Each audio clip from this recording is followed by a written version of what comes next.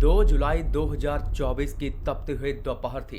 गांव की महिलाएं अपने अपने रोजमर्रा के कामों में लगी हुई थी। सब कुछ सामान्य चल रहा था, लेकिन अचानक से गांव के बाहर से एक खौफनाक खबर आई कि गन्ने के खेत में एक महिला की लाश मिली है।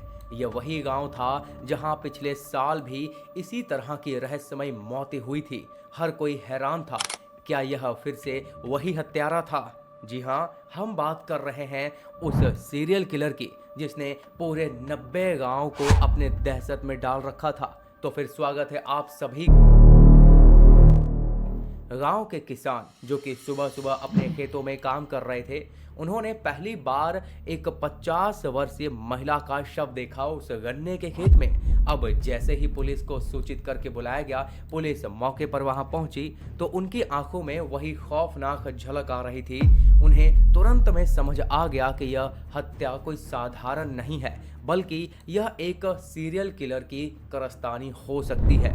महिला की गर्दन पर गहरे निशान थे, जैसे कि किसी ने रस्सी से उसका गला घोटा हो। यह वही तरीके थे जो 7 महीने पहले हुए हत्याओं में देखे गए थे। पिछले साल इसी बरेली जिले के गांव में सीरियल किलर का खौफ पूरा फैल चुका था।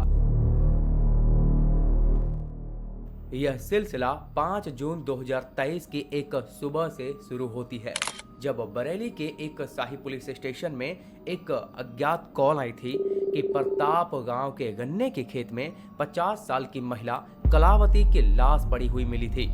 वह अपने परिवार के साथ शांतिपूर्ण जीवन व्यतीत कर रही थी, लेकिन किसी ने उसे बेरहमी से मार डाला था। पुलिस ने उस समय जांच शुरू की थी, लेकिन उन्हें कोई सुराग नहीं मिल सका। लाश पर कोई चोट के निशान भी नहीं थे, लेकिन गला बुरी तरीके से घोटा गया था। यह घटना पुलिस के लिए रहस्यमयी थी, परंतु इससे भी अधिक खौफनाक था कि इस तरह की हत्याएं बाद में भी होती रहीं। और अब 14 दिन बाद 19 जून की रात कुलछा गांव के पास एक महिला धनवंती की लाश मिली। हत्या का तरीका वही था, गला घोटना और लाश को सड़क किनारे छोड़ देना। यह हत्या भी रहस्यमयी तरीके से छिपी रह गई थी। पुलिस को कोई भी ठोस सबूत नहीं मिल पा रहा था, ना ही वो कोई कड़ी जोड़ पा रहे थे। फिर 28 जून को आनंदपुर गांव में एक 55 साल की प्रेमवती की लाश गन्ने के खेत में पाई गई, लेकिन इस बार मंजर और भी भयानक था। प्रेमवती की हत्या उसी की साड़ी के पल्लू से की गई थी। उसका गला घोटकर पल्लू को कसकर उसके गले के चारों तरफ बांधा गया था। प्रेमवती की हत्या ने पूरे गांव को हिलाकर रख दिया था। 3 हत्याओं के बाद गांव में खौफ का माहौल बन गया था। महिलाएं घर से बाहर निकलने से डरने लगी थी।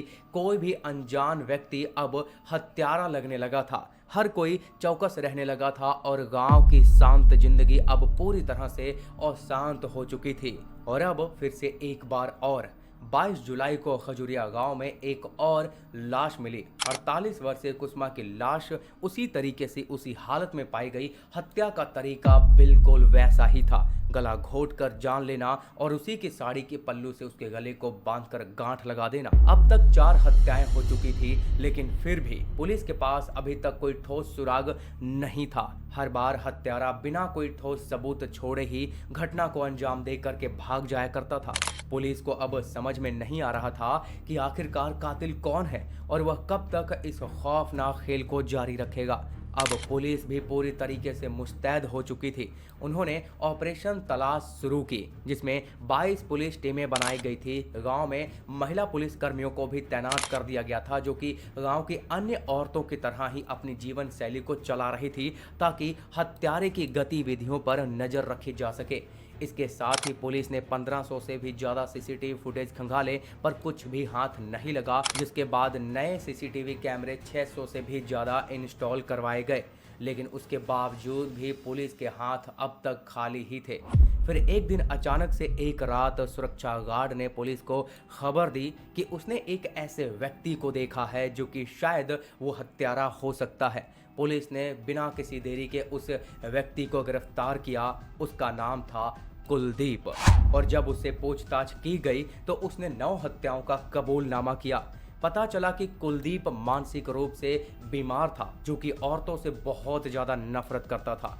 उसने बताया कि वह महिलाओं से यौन संबंध की मांग करता था और जब सामने से अगर कोई महिला मना करती थी तो वो उन्हें मार डालता था। पुलिस ने उसके घर की तलाशी ली तो वहां से कई महिलाओं के निजी सामान पाए गए, जैसे कि बिंदी, लिपस्टिक, आधार कार्ड और उनके निजी कपड़ों के टुकड़े। कुलदीप ने पुलिस को वे सभी स्थान भी दिखाए जहां जहां उसने हत्याओं को अंजाम दिया था और इन सब के पीछे की वजह थी उसका बचपन, जो कि बचपन में उसके पिता ने 2 शादी की थी। सौतेली माँ उसके साथ बहुत बुरा व्यवहार करती थी और उसके पिता उसकी सगी माँ को मारते पीटते थे और वहीं से वो धीरे धीरे औरतों के प्रति क्रूर होता चला गया और शादी के बाद भी वो नहीं बदला। तो ये था हमारा आज का एपिसोड। तो आज का एपिसोड आपको कैसा लगा